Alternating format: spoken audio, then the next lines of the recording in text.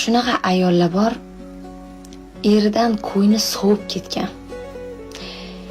Boshida erini juda ham qattiq sevganda, o'sha yillar davomida berilgan zarbalar, qilingan xiyonatlar, qilingan muomalalar tufayli o'sha ayol kishini ko'ngli sovib ketgan.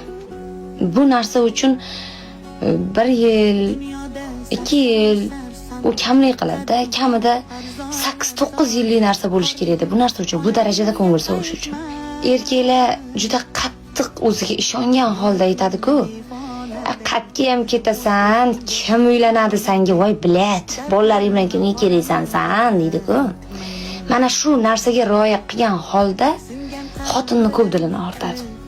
Lekin o'sha ayol kishini ko'ngli qolganidan keyin, endi qo'pol bo'lsa ham aytaman, eri bilan даже bitta to'shakda yotgisi kelmay qoladi.